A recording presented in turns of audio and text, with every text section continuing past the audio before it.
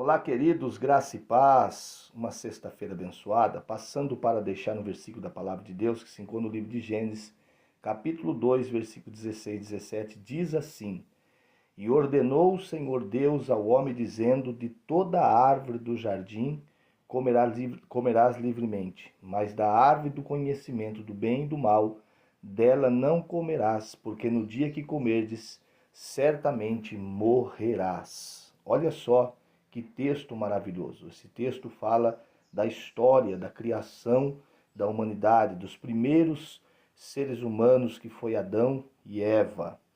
E o interessante é que quando Deus ele forma Adão do pó e da terra, faz todo o processo, Deus coloca Adão no jardim e dá uma ordem a ele, dizendo: olha, de toda árvore você pode comer livremente, mas da árvore do conhecimento do bem e do mal, dela não comerás.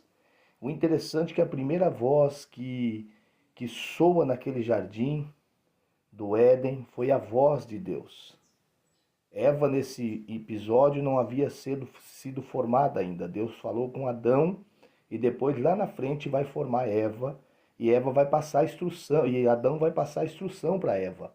Mas a primeira voz foi a voz de Deus naquele jardim, que soou naquele jardim. A segunda voz foi a voz do diabo, que falou com Eva.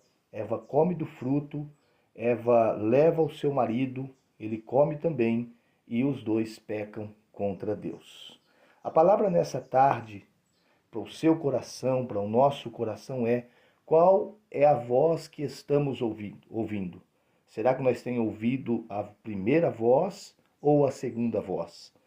Porque a primeira voz é a voz de Deus, aquele que formou os céus e terra, é aquele que tem todo o controle nas suas mãos. É a primeira voz que veio a Adão, que falando para Adão, ordenando que Adão obedecesse o que ele estava falando. A segunda voz é a voz do engano, é a voz do adversário, é a voz de Satanás.